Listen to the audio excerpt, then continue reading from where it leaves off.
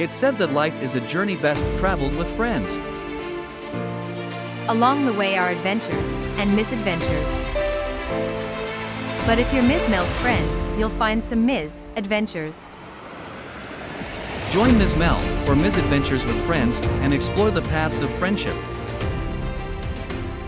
Welcome to you. I'm your hostess, Miz Mel, and today on Misadventures with Friends, I'll be visiting with my friend, my young friend, Sara Beth. Hey, Sara Beth, I'm glad to have you here with me today. I want to just kind of remind me, Okay. how our friendship started. Oh man. I'm questioning it now. I think I knew you originally through Kate at church. And then we ended up being in a small group together, and I think that small group at church is really how we kind of ended up bonding. I think so. I've just kind of adopted Sara Beth and her husband as extra children in my quiver. It's crazy because you just, sometimes you just feel like you've known somebody for forever, and it's like, I don't really know life without you. Yes, can't tell when it started and don't want to talk about when it might end. So we'll go with that. It's been a while. It's been at least 3 years, maybe maybe a little bit longer. Sara Beth is in a unique position, I think, to speak with us today because not only is she way much younger than I am, she also is a high school teacher. And if any of you are up on what's going on in schools and school systems of all types these days, it was tough when I was a kid way back in the Stone Age. It's really tough now. Most people will blame social media, and you have to say, yeah, that does contribute to some of the difficulties that our youth are facing today, but there's also some basics of life that I think a lot of kids are missing out on with regards to friends and friendships. I won't go into what I dealt with in high school, but it was tough enough having friends, and I can't imagine what it is now. So we're going to touch a little bit on Sara Beth's experience with youth and benefit from her perspective on this. So we're just going to have a little discussion here and have some fun.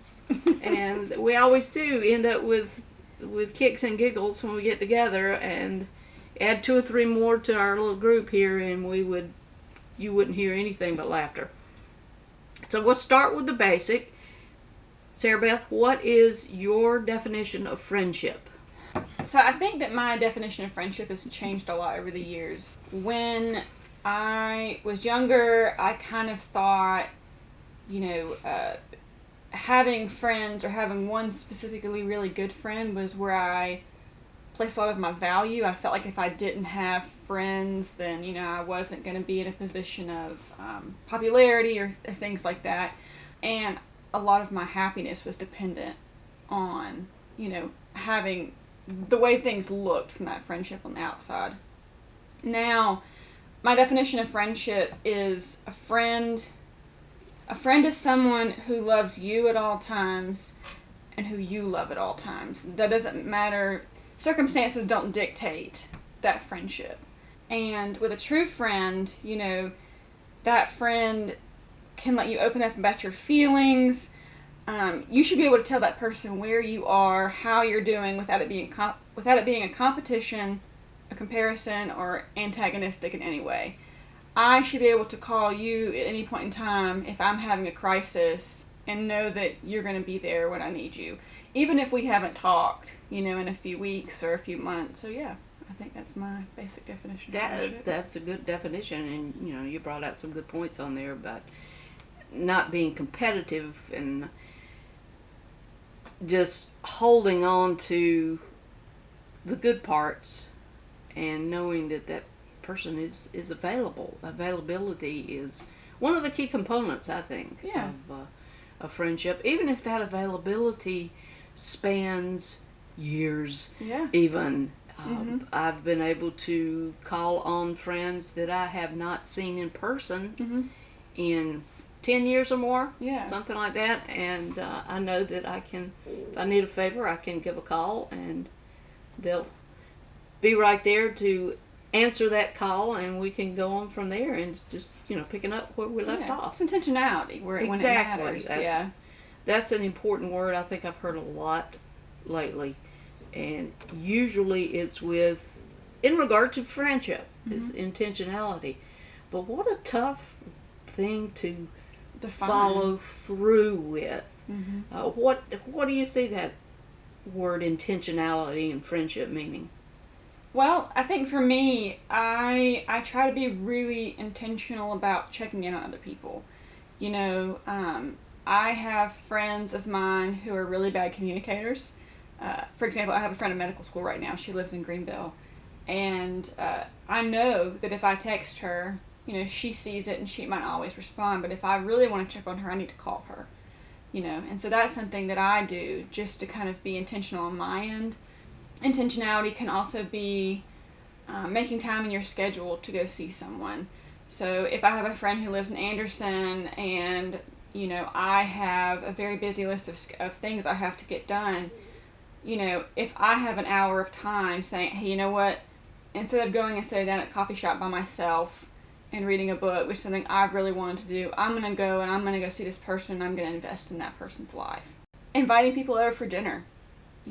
It doesn't have to be anything super fancy. If my house is a hot mess and I'm folding laundry and I'm watching a movie and having coffee, there should be no reason that I can't invite my friends into that. You know what I mean? It's really just doing life on life with people and being willing to let your door be an open door to people.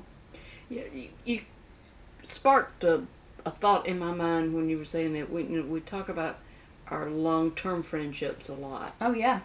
And the importance of long-term friendships, and I think that's something that a lot of people cling to, are those long-term friendships. But what about short-term friendships? What about instances where you just click with somebody and it's just a short kind of thing? Do you think those kind of friendships are possible? Would you call that a friendship? Yeah, absolutely. I would, because I only have so much to give, That person only has so much to give. But I do believe people are put into your path at different points in time for a reason. And so, for example, I have a friend, Anderson, right now, who is about to move to New York. We've been friends for a couple months. My husband and I were friends with him. And, we spent a good bit of time together. But when he moves to New York, we probably won't see each other as much. Does that mean that our friendship didn't matter? No. But it just means we're in different seasons of life, My mom always said, don't let the fear of losing a friend physically keep you from being in the moment with that friend now. Yay, Mom! I know. Yay, Mom! Well, that brings up a point, because that's Mom's wisdom and insight over the years of how has your perspective on having friends and having friendships changed as you've grown up? As opposed to second grade Sara Beth versus now grown up. Versus now grown up Sara Beth. I think when you're younger, you think of friends as more of like playmates. Like, you hang out and you do the fun things together, and up through high school, a lot of things that my friends and I would do. We would go, to football games, and we would go to midnight movies, or we would, talk about boys, or, things like that. And those aren't inherently bad things, but the older I get, the more I realize that real friends are ones who are willing to get down in the trenches with you. They're willing to actually, talk to you about the hard things in life. It doesn't mean that you don't go and do fun things together. My best friend and I, we went to a coffee shop yesterday, and we talked, and we had coffee for 3 hours yesterday, and we weren't talking anything, we weren't talking about anything that was heavy. But when things do get heavy, I can call her, and there's not going to be a doubt in my mind that she's going to say, oh, too busy, oh, I'm going to a concert, oh, Before, you were talking about high school and going to football games and yes. stuff like that. We'll get back to talking about the kids in your life in just a few minutes. And we'll take a little short pause right here. You're listening to Misadventures with Friends. And we're back with Sara Beth, my friend Sara Beth. And my friend Sara Beth, the high school teacher. We're going to touch on her all grown up friendships just a little bit more before we talk about her unique perspective in being a high school teacher and what she sees in current situations with the students that she's around all the time. Sara Beth, how many friend groups do you think you have? Ooh. How many friends? Are they all social? Are they all work related? I don't really know that I've ever thought about friends as being in groups before, but I guess if you really wanted to talk about it that way, I do have work friends, I have church friends, college friends, common interest friends, and I guess I would have some social friends, like, people who I know through other people, but they don't really fit into the other categories. And then maybe, there's like another category of, I always laugh at this, but my cousins, I have so many of them, I feel like they're in their own category. Yeah, I would say that. We often have relatives that so many people will say, "Oh, I don't want anything to do with my relatives." But then there are relatives that are friends as well. It's a bond that is different. Primarily, I think, because you've grown up together and you've seen the ups and the downs in everybody's life, and you have your own cousin secrets, and what goes on at the family reunion stays at the family reunion. I think I would even venture to say that my oldest friendship is one of my cousins. So I'm the oldest girl, and the girl who is right below me in age, we're maybe 6 months apart. She and I have been like tight ever since I can remember. And so even though she doesn't live close to me, I know that I can call her whenever. It's like we never left. We can just talk forever. I would like to say it was my sister, but we weren't. There was a time in our life where we did not get along very well. My mama said we're too similar. I think that probably is the case with all siblings. Yeah. And it varies in degrees of intensity as to whether there's that closeness or there ends up being a rift. But we're not talking about family. Let's not talk about family anymore. Even though you might say that your friends become your family. I would 100% agree with that. 100%. The old blood is thicker than water. Well, sometimes the thick stuff's hard to slodge through, but your friends become your family. I feel like that's been a very important part of my life, and I don't know what I'd do without my friends. Hence, this podcast.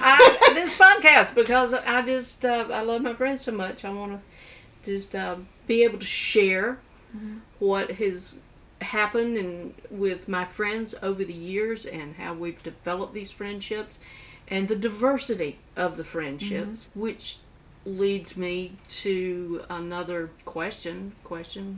statement that I'd be interested in hearing your opinion on, being that we have a tremendous age difference between us, more than old enough to be Sara Beth's mother, almost old enough to be Sara Beth's grandmother, if we get down to it. Which is unique because we still have a friendship. A good one. A good friendship, and it spans different generations. And I'd like to address that when we talk more about your students, about age-related friendships. So we'll get to that in just a moment. But back to where I was going with this. What's your opinion on friendships where you differ with your, and I'm using air quotes, friend on matters of values and faith maybe and morals and maybe folks that you have different ethnic backgrounds. Mhm. You know, that always can come into play. What's your opinion on all those little things that we tag in our society today as being earmarks for Yeah. relationship? I think it's easier to be friends with someone who is very similar to you. At times, if you have the same background, you like the same things, then sometimes it feels like you have more common ground. And I feel like I have a little bit of a different perspective on this just because of my faith background. I think that if you're not having friends who are a little bit different than you in certain ways, then you're not pushing yourself as a person. You're not loving people well. As a Christian, we're called to be in the world, but not of the world. And so that doesn't mean, stay in your same circles and love everybody who thinks the exact same thing as you. You do have to have a good community and a good support, but that doesn't mean that I don't invite people who believe other things to my home. It doesn't mean that I don't go get coffee with people who, have different morals and ethics than me. It doesn't mean any of those things. I think it just means that, you need to have healthy boundaries of certain things that maybe you do or don't talk about pretty consistently. And just being mindful of what the other person thinks and believes in a way that doesn't make you compromise what you believe. That sounds good. I mean, it's balance. Yeah, balance. Balance. It's knowing firmly what you believe, Mm-hmm. how you view the world, and not necessarily ostracizing those who No. don't think like you, but being aware that there are differences. Mm-hmm. And it takes a while to get to know somebody. Mm-hmm. And you may not know that you share or don't share Exactly. certain values and morals. And I do believe that it's important to be vigilant Yeah. in those kinds of friendships where you may have extreme differences, because there's a caution there. Yeah. There's be the best friend that you can be, Mm-hmm. but be aware, Mm-hmm. lest There's discernment in that. lest you're drawn in a direction you wouldn't inherently go. That's important to know what your own boundaries are, Oh, so yeah. that you don't get pulled over into it. You said it, in the world but not of the world, and you can't help but be surrounded by it, which I guess is a good intro to your perspective on what the kids are facing today. Mm-hmm. We know that they're bombarded Yeah. from all sides with such a tremendous diversity of thoughts and morals and experiences. What they're able themselves to experience is probably 100-fold more than what I was able to back in the dark ages of the 1970s in high school. But what do you see as the most daunting obstacle, let's say, for friendships with high school students now? I don't think there's one thing. I think there's many things. One, I think that we live in a world that very much elevates cancel culture. And I think that tends to permeate the friendships of young people. They don't always have a lot of forgiveness in their hearts, And I think the one thing you gotta remember is you can have a great friend, but that friend's not perfect. That doesn't mean that friend's not gonna mess up. And a good friend is gonna say, hey, this hurt my feelings. Can we talk about it? I forgive you ultimately. And if you're a good friend, you're gonna remedy that issue. And I see a lot of times with young people, they've seen people on social media, famous people, online comedians, they get their feelings hurt and they're like, oh, nope, I'm done. And so they mirror that in their relationships. They get hurt one time and they just tap out. They're not willing to put in the effort to work past that. And I think it's a little bit emotionally stunting in a way. So that's definitely one thing. Forgiveness, they don't have a lot of that. And that's not every child, just the ones where I've seen, there have been issues. I also think social media has propagated this idea of extreme individuality. And so a lot of these young people, they want to belong to a community, but they also want to be so different from what everyone else is that they almost put themselves in a position where they can't relate to anybody. So there's no forgiveness, and there's a lack of ability to obtain community. And I think also another issue is communication. They don't know how to talk to each other.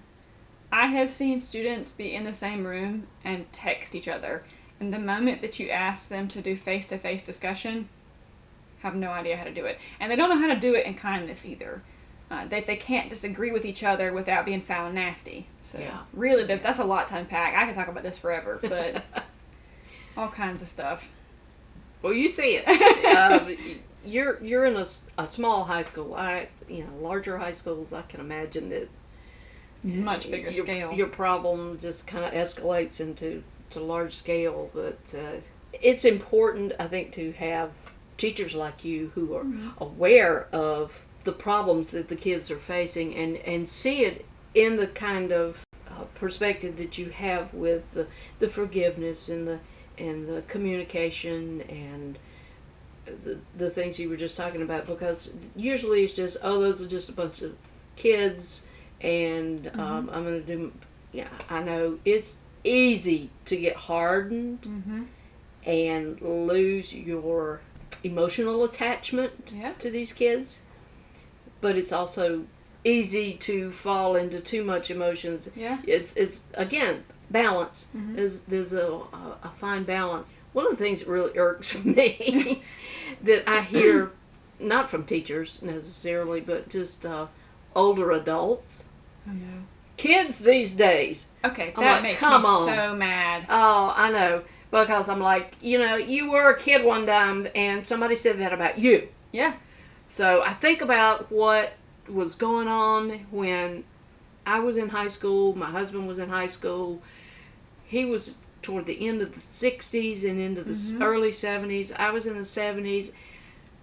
Let's not glamorize where we were. Think about what was going on the scene when we were students. No, we didn't have social media. We had a telephone, and you could just about travel the gossip as quickly by telephone or by notes passed in class or conversations in the hallways as quickly as you can by social media. I realize it's a whole lot faster to send a text. And they're exposed to so much stuff. But there's just, it's a lot of junk. And we had a lot of junk. I think the awareness of the junk and the availability of the stuff that they're exposed to is out there. And we as older adults need to be a little more compassionate toward what our youth are facing. Yeah, and I have people tell me all the time. They'll say, "Oh, you're too invested. Oh, you're pouring too much into these kids." And it's like, no. Like, some of these kids don't have moms and dads. Some of these kids are homeless. Some of these kids don't know where they're going to get their next meal. And who am I to deny them love? You're a brave warrior. But I don't know, because I feel like when I travel or even when I go out of town and go out to eat, and people ask me, "Oh, what do you do?" And I tell them, "Oh, I teach. I teach high school." And their immediate response is, "Oh, God bless you." And what they really mean is, "Oh, I bet you hate your job." That's kind of the vibe that I get. And it makes me so frustrated, because every single time I'll tell them, no, I have really good kids. My first period, this past semester, all boys. And you know what? They were wonderful. They did everything I asked them to do. Do they get a little loud? Absolutely. Get a little rowdy? Darn straight they do. But at the end of the day, they love me and I love them. And isn't it that really what it's all about? What about the kid that you see in the hall, in the classroom, in the lunchroom, that's always alone? If you had an opportunity to sit down with that child. Oh, I And- do, frequently. Okay. What do you tell them about where they are in life and how friendships could play into that? I mean, our topic is friendship. Yeah. So, what kind of guidance could you give them? I'll be honest with you. My classroom before school, during lunch, heck, even during class change, after school is often a safe haven for those kinds of kids. I have kids who come and eat lunch with me every day. I have kids who try to sneak into my class between classes, and I have to kick them out. So I have these conversations on the regular, and I have often found that the strangest thing is that they're so caught up in not feeling like they belong that they're not even willing to talk to people, And so a lot of times what I do when I see a student who's struggling, obviously we talk and we build a relationship because that's important before I can give them advice. I often try to connect them with other students who I know will be welcoming and will be, good friends to them. And you'd be surprised how much it works. And they'll say things like, "Oh, I never knew so-and-so was so nice," or "I didn't know this person could be so welcoming," or I didn't know they'd let me sit with them at lunch." And I think a lot of times we have students who are they're just afraid. They're just afraid of rejection, and they don't want to put themselves out there, And so my encouragement for them is just to talk to people. And I also talk to those students who are super outgoing, and I always say, hey, you should be the one reaching out, and you should be pulling that person in. You should be advocating for the person who is not feeling welcome. And so trying to play it on both sides, not just putting it totally in the core of the person who is by, themselves, but also the person who has a bunch of friends. Like, if you have that gifting and you have that ability and you are outgoing, you should be reaching out to those people. So that's been pretty cool to see it. There've been a really, I speak to young men, but I speak to young women a lot more. And it's been really encouraging to see them step up and care for other people their age, Do you ever broach the fact that with these kids that you're talking to, and this is something I had to address with my own children. Mm-hmm. You're in school with your same age group. Mm-hmm. You might have friendships that are grade ahead or Mm-hmm. grade behind, but there's such a phobia about stepping outside of your age group. Yep. And I had to tell my kids on numerous occasions, hey, you meet somebody at the ball field, Yeah. when you're on a sports team together, or you're in an active organization, whether it be a leadership Mm-hmm. organization or a service organization or just a social situation, you're going to encounter people that are different ages from you. Doesn't matter. Particularly when you're a youth Mm-hmm. and you're growing up and you're maturing up, probably even up to the age of 30, Mm-hmm. you're going to have different life experiences Mm-hmm. in your age group. Yeah. And somebody a year or two younger than you is not going to have those same life experiences. Older than you, they're going to have a few more life experiences. And I've tried to emphasize with my own kids that you don't look at age. No. Don't look at age, especially once you pass that college age time period. Look beyond that. Yeah. I'm thrilled, and I think I'm modeled that for my own kids. I have friends that are in their 80s. Yeah. I do too. I have friends that are in their 70s, 60s, 50s, 40s, 30s, and 20s. Mm-hmm. And some acquaintances that, I wouldn't call us friends because obviously sometimes there's a difference that comes into play Yeah, there that absolutely. you have to be cautious of. No teenage friends, but if I'm friends with their mom, I'm going to be Mm-hmm. friends with their child as well. And I think that's something that we all could benefit from. Mm-hmm. Is not blocking ourselves off to friendships that are just our age group, just our interest. Exactly. My closest core group of friends range in age from 63 down to Mm-hmm. 40 something. And I any of them Mhm. I can call on. I think that's an important thing to remember, even as an adult. Oh yeah. Diversify your friendships. And there are so many things that you can learn from people, on both ends of the spectrum, you know, who have, more life experience than you, or even different life experience than you. I have, a lot of older women who I go to and talk to about things, and it's not a one way pouring out, but I know that if I have a problem, I can go to that person or those people and say, hey, I don't really know what to do here, and they can offer me wisdom in a way that somebody my age can't.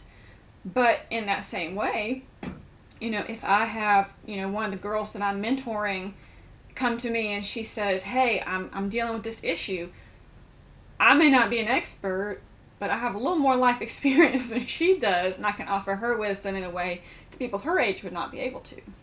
I think that's a good place for us to kind of wrap up. I'm thankful that Sara Beth came in to chat with us today and sharing another Ms. Adventure in friendship. Amen. I'm going to ask that Sara Beth choose one of our friendship quotes to share with us today.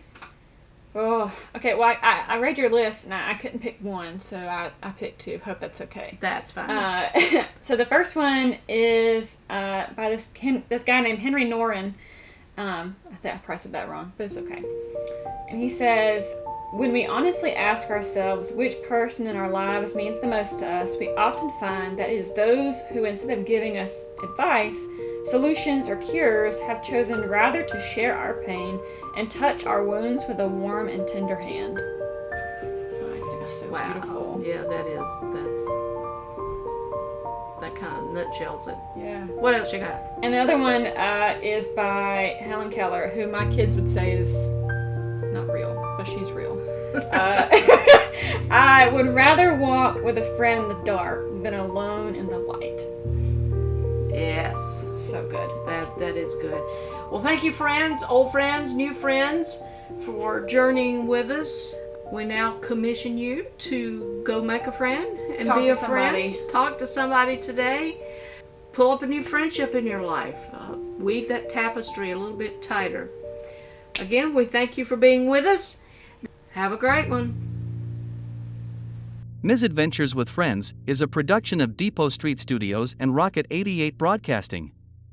Music clips are from Storyblocks.